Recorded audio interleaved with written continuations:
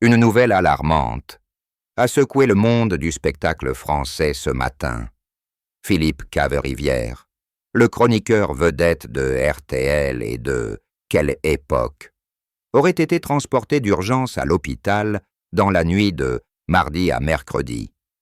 Les rares informations qui filtrent parlent d'un état préoccupant et d'un pronostic vital qui, pendant plusieurs heures, aurait été engagé.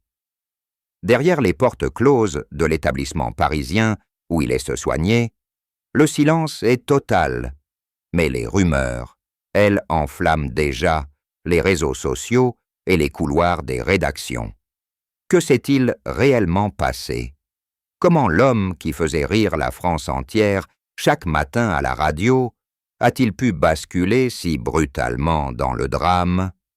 Qu'est-ce qui a conduit Philippe Caverivière à l'hospitalisation et a fait trembler tout un pays qui, soudain, retient son souffle? Le titre que vous venez de lire n'a pas été choisi au hasard. Philippe Caverivière hospitalisé. Révélation choc sur son état de santé de plus en plus grave. Ces mots claquent comme un coup de tonnerre dans un ciel d'été. Ils sont conçus pour vous arrêter net dans votre scroll, pour faire bondir votre cœur un peu plus vite, pour vous obliger à cliquer. Le mot « choc » est là pour promettre l'extraordinaire, le mot « grave » pour instiller la peur, et l'expression « de plus en plus » pour suggérer une descente inexorable, un compte à rebours dont personne ne connaît la fin. Ce n'est pas seulement informer, c'est hypnotiser. Le lecteur doit immédiatement se projeter dans la chambre d'hôpital, imaginer le visage blême de l'humoriste, entendre le bip régulier des machines. Le titre fonctionne comme une seringue d'adrénaline. Il injecte l'angoisse directement dans la veine du public. Et une fois que c'est fait, impossible de retirer l'aiguille. C'est exactement ce que la presse à sensation maîtrise depuis toujours. Transformer une information médicale, même floue, en une tragédie nationale qui nous concerne tous personnellement, comme si Philippe faisait partie de la famille. Mais derrière ce titre tapageur se cache une vérité bien plus sombre que ce que l'on ose imaginer. Depuis plusieurs mois, Philippe Caverivière vivait avec un secret qu'il avait choisi de garder farouchement pour lui et pour son cercle le plus proche. Personne, ni dans l'équipe de RTL, ni même parmi les invités réguliers de Léa Salamé, n'avait soupçonné l'ampleur du calvaire. L'homme qui arrivait chaque matin, avec son sourire carnassier, et sa voix tonitruante, dissimulait une douleur physique constante, qu'il avait baptisée, dans l'intimité, la bête. Il s'agissait d'une pathologie rare, un syndrome auto-immune particulièrement agressif qui attaquait ses articulations, ses organes et surtout son système nerveux central. Les médecins lui avaient diagnostiqué cela il y a 2 ans, mais il avait refusé de rendre l'information publique, arguant qu'il ne voulait pas devenir le malade de service. Il continuait les directs, les plateaux télé, les one-man shows, en serrant les dents, en prenant des cocktails d'antidouleurs et de corticoïdes, qui le faisaient parfois trembler en coulisses. Il avait même demandé à ses proches de ne jamais prononcer le nom de la maladie devant lui, comme si le fait de ne pas la nommer pouvait l'empêcher d'exister vraiment. Ce secret explique aujourd'hui pourquoi nous sommes tous suspendus à la moindre nouvelle. Parce que Philippe Caverivière n'a jamais été seulement un humoriste. Il était devenu, au fil des années, une sorte de grand frère national, celui qui osait dire à la radio ce que tout le monde pensait tout bas, celui qui faisait exploser de rire les Français à 7h48 précises avec ses chroniques décapantes. Quand cet homme-là tombe, c'est comme si une partie de notre propre joie quotidienne s'effondrait. Nous ne nous inquiétons pas seulement pour sa santé. Nous nous inquiétons pour la nôtre, pour cette légèreté qu'il incarnait et que nous avions fini par croire éternel. Son silence sur la maladie était une forme de générosité. Il refusait de nous imposer sa souffrance. Mais aujourd'hui, ce silence se retourne contre lui et contre nous, car nous découvrons brutalement que nous l'avons peut-être laissé affronter seul un combat qu'il n'aurait jamais dû mener sans nous. La plus grande tristesse de Philippe Cave-Rivière, celle qui le rongeait bien plus que la maladie elle-même, c'était de ne plus pouvoir être le père qu'il voulait être. À 53 ans, marié et père de 2 enfants, il avait toujours placé sa famille au-dessus de tout. Mais depuis 1 an, les crises étaient devenues si violentes qu'il lui arrivait de ne plus pouvoir porter sa fille. Dans ses bras, de devoir annuler les week-ends à la campagne, parce que la douleur l'empêchait de conduire plus de 20 minutes. Il y a 6 mois, lors d'un anniversaire, il s'est effondré dans l'escalier de sa maison alors qu'il descendait avec le gâteau d'anniversaire. Il a fait croire à une chute ridicule, un moment de maladresse, mais sa femme a tout compris.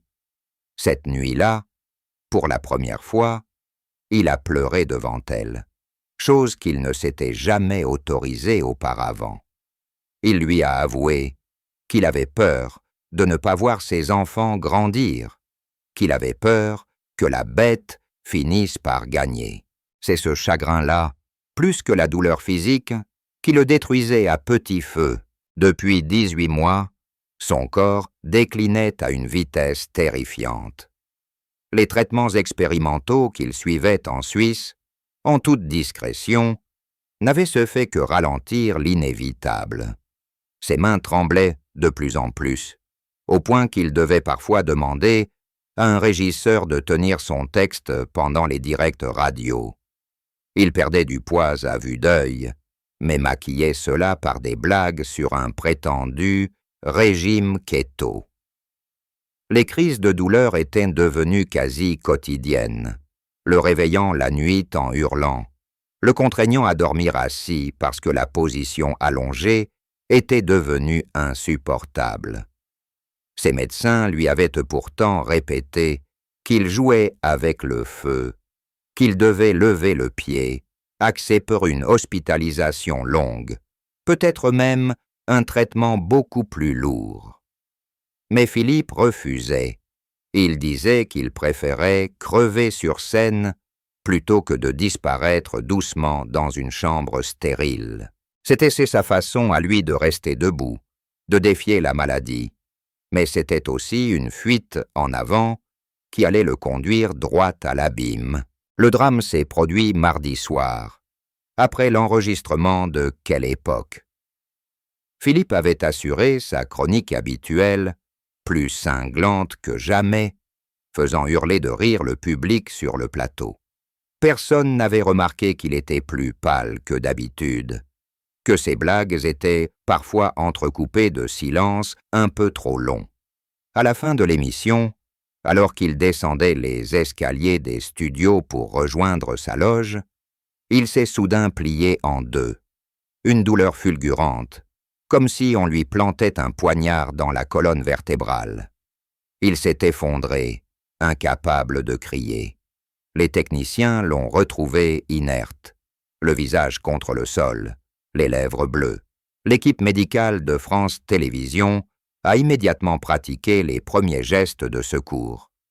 Son cœur s'est arrêté pendant 47 secondes.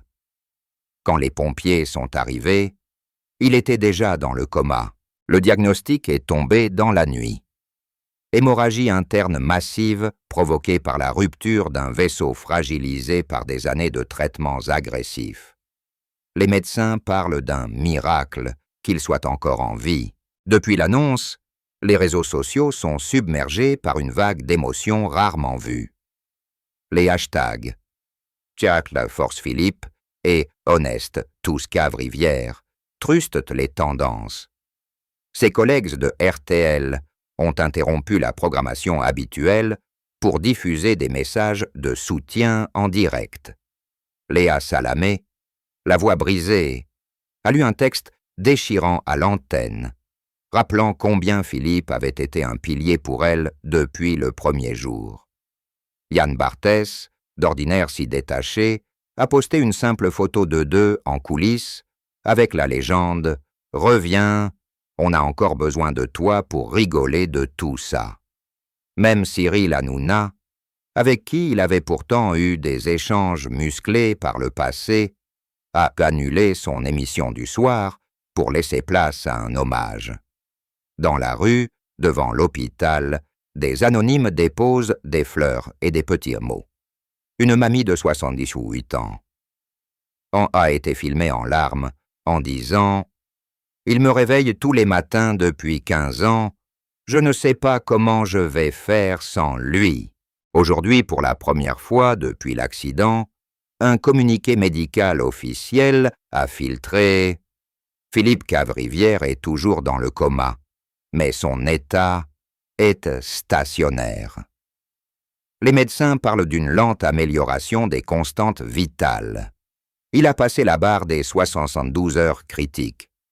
Sa femme et ses enfants ne quittent pas son chevet. On dit qu'il a bougé les doigts ce matin quand sa fille lui a chanté la chanson qu'il lui chantait étant petite. Les spécialistes restent prudents, mais osent enfin prononcer le mot « espoir ». Ils expliquent que si Philippe passe encore 48 heures sans aggravation, les chances de le voir sortir du coma augmentent considérablement. Dans les couloirs de l'hôpital, on murmure que l'humoriste, même inconscient, continue de se battre avec la même rage qu'il mettait dans ses chroniques, comme s'il refusait, même dans le noir, de laisser la bête gagner la partie. Alors oui, nous avons eu peur. Nous avons cru, l'espace de quelques heures, que la voix qui nous faisait rire aux éclats chaque matin allait se taire pour toujours. Mais Philippe Cavrivière n'est pas homme à rendre les armes si facilement. Il nous a appris pendant toutes ces années à ne jamais baisser les bras face à l'absurde, à l'injustice, à la connerie humaine. Aujourd'hui, c'est à notre tour de lui renvoyer la force qu'il nous a donnée, parce que derrière l'humoriste corrosif, il y a un homme profondément bon, un père aimant, un mari fidèle, un combattant. Et les combattants, ça ne meurt pas comme ça. Pas quand des millions de gens, du matin au soir, pensent très fort à eux. Pas quand une nation entière retient son souffle en attendant le prochain bulletin de santé. Allez Philippe, on t'attend. La France a encore besoin de tes vannes matinales. Reviens-nous. On a promis de ne plus jamais prendre ta présence pour acquise. Depuis près de 2 ans, le corps de Philippe Cavrivière menait une guerre silencieuse que personne, absolument personne, n'était autorisé à voir.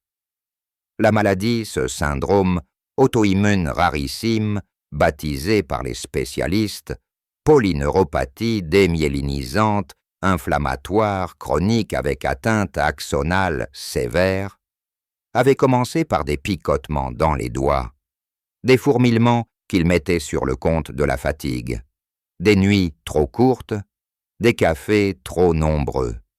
Puis vinrent les premières crises nocturnes, ces décharges électriques qui partaient des pieds et remontaient jusqu'à la nuque, comme si on lui versait de l'acide dans les veines.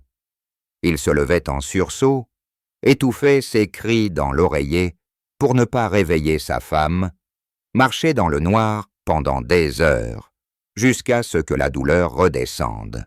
Le matin, il arrivait à RTL impeccable, costume cintré, œil pétillant, voix de stentor, et personne ne se doutait qu'il avait passé la nuit à supplier son propre corps de lui accorder une trêve.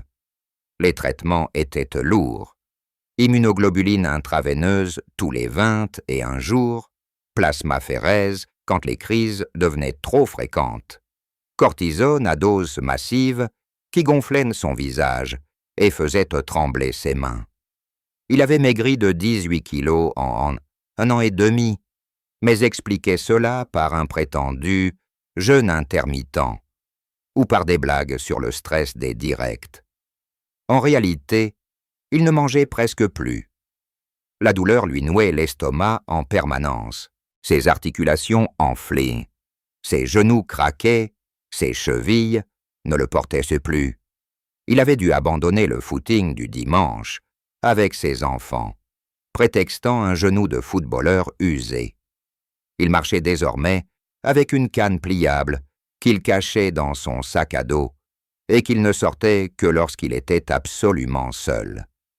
Dans les couloirs de France Télévisions, il montait les escaliers, marche par marche, en s'agrippant à la rampe, le souffle court, la sueur au front, mais toujours avec ce sourire carnassier qui désarmait les questions.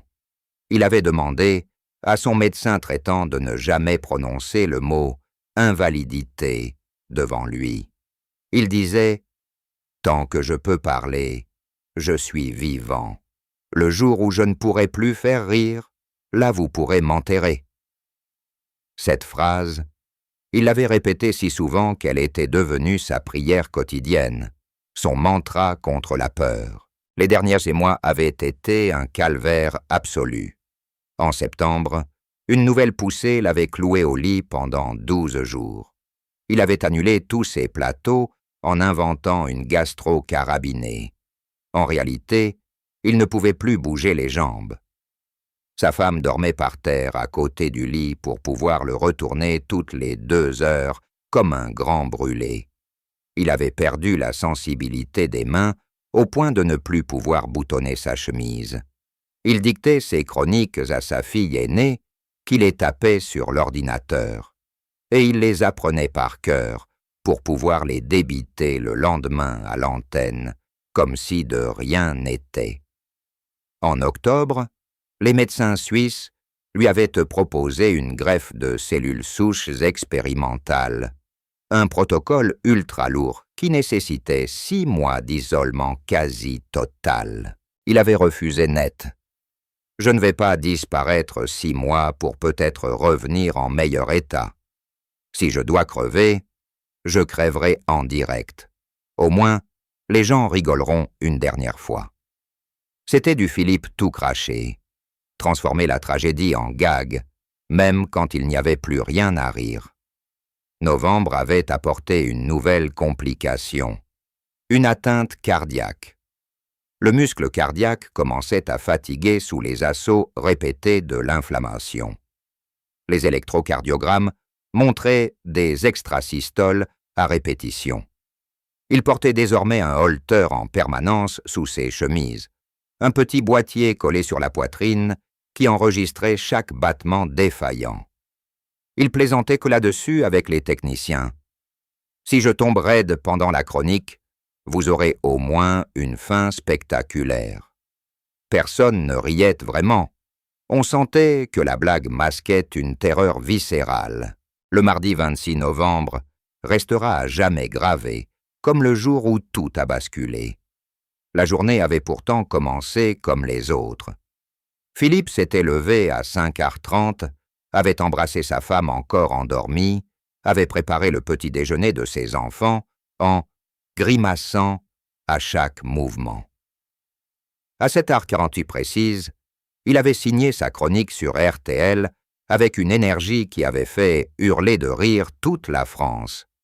Personne n'avait entendu le léger tremblement dans sa voix quand il avait conclu par « Allez, portez-vous bien, et surtout portez-vous mal avec les autres. » À 18h, il était arrivé au studio de France 2 pour « Quelle époque ?» En coulisses, il avait demandé à un régisseur de l'aider à enfiler sa veste parce que ses doigts ne répondaient plus. Il avait fait sa chronique debout, comme toujours, plus corrosif que jamais, moquant les politiques avec une verve qui avait fait applaudir le public pendant de longues secondes. Léa Salamé l'avait embrassé à la fin, lui avait glissé « T'es en feu ce soir ». Il avait souri, mais son regard était vitreux. À 22h47, alors que l'émission se terminait et que les invités se dispersaient, Philippe s'est dirigé vers les escaliers de service pour rejoindre sa loge plus rapidement. Il n'a jamais atteint le bas.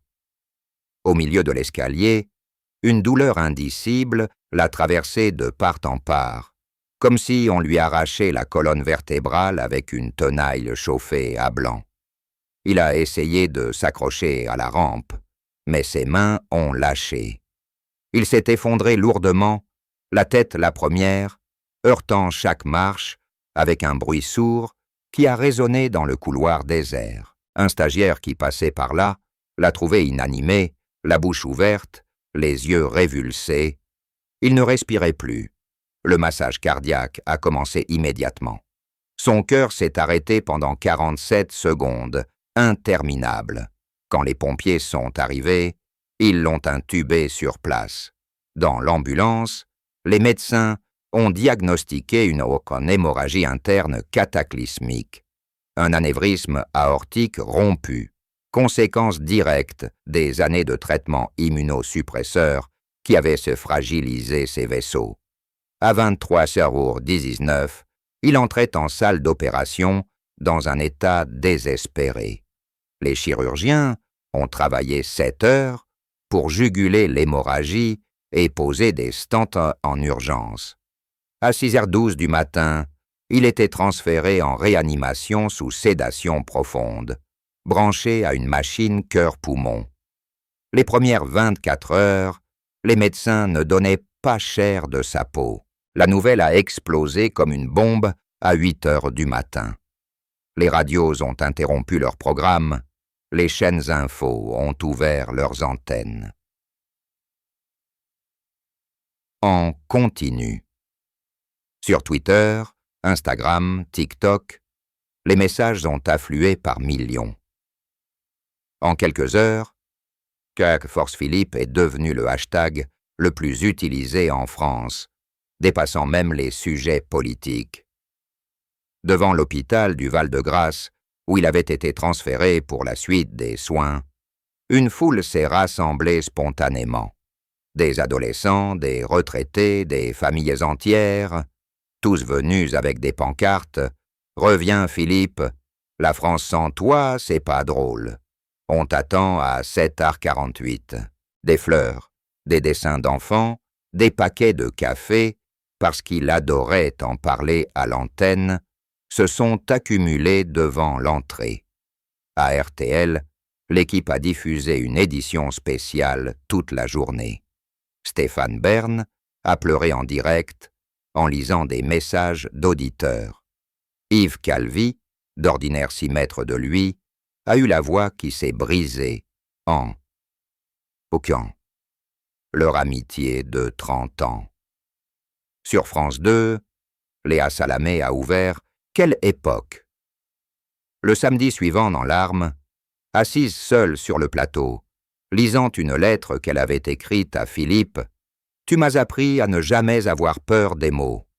Aujourd'hui j'ai peur, peur que tu ne les entendes plus jamais. Reviens, on a encore tant de conneries à dire ensemble. » Alessandra Sublet, Laurent Ruquier, Cyril Ferrat, Anne-Élisabeth Lemoine, tous ont pris la parole, tous ont raconté leur Philippe, leur frère de rire, leur pote de galère. Même Emmanuel Macron a publié un tweet sobre. Pensez pour Philippe Cavrivière et sa famille. La France entière est avec lui. Dans les cafés, dans les bureaux, dans les métros, on ne parlait plus que de ça. Des inconnus se serraient la main dans la rue en disant simplement « Tu as vu pour Philippe ?» Il y avait quelque chose de l'ordre du deuil national avant même que le pire soit arrivé. Et puis, lentement, très lentement, la lumière a commencé à percer. Mercredi soir, premier signe. Il a bougé les doigts quand sa fille lui a pris la main. Jeudi matin, les médecins ont réduit la sédation. Ses paupières se sont tremblées. Vendredi, Miracle, il a ouvert les yeux. Il ne parlait pas encore, la trachéotomie l'en empêchait, mais il a regardé sa femme, et des larmes ont coulé sur ses joues. Les infirmières ont applaudi. Le professeur qui le suivait depuis 2 ans a déclaré ému. Cet homme a une force vitale hors du commun. Il refuse de partir. Samedi, il a écrit sur une ardoise ses premiers mots depuis l'accident. « J'ai mal partout, mais je suis là. Dites-leur que je reviens. » Le message a été photographié et diffusé immédiatement. La France entière a pleuré de joie. Dimanche, il avait été extubé. Sa voix était rauque, presque inaudible, mais il a quand même réussi à murmurer à sa fille « T'as grandi, toi. » Lundi, il a demandé un café. Mardi, il a regardé la télé et a ri en voyant les hommages. « Ils me font déjà l'enterrement, ces cons », a-t-il soufflé. Les médecins parlent désormais d'une sortie de réanimation d'ici 10 à 15 jours, puis d'une longue convalescence. Il ne remontera pas sur scène avant plusieurs mois, peut-être un an. Il devra apprendre à remarcher, à rééduquer ses mains, à vivre avec une maladie qui ne disparaîtra jamais complètement. Mais il est vivant, et quand Philippe Cavrivière est vivant, il fait rire, même branché de partout, même avec 30 kilos en moins, même avec la voix cassée, il a déjà commencé à dicter de nouvelles chroniques à son infirmière préférée. Il paraît qu'il prépare une rentrée tonitruante. Il a promis une chose à sa femme, à ses enfants, à la France entière. Je reviendrai plus méchant, plus drôle, et surtout plus vivant que jamais, parce que maintenant, j'ai une dette. Vous m'avez porté quand je ne pouvais plus marcher, à mon tour de vous porter. Et on sait tous qu'il tiendra parole, parce que Philippe Cavrivière n'a jamais été seulement un humoriste. Il est une leçon de vie, une leçon de courage, une leçon d'amour. Et les leçons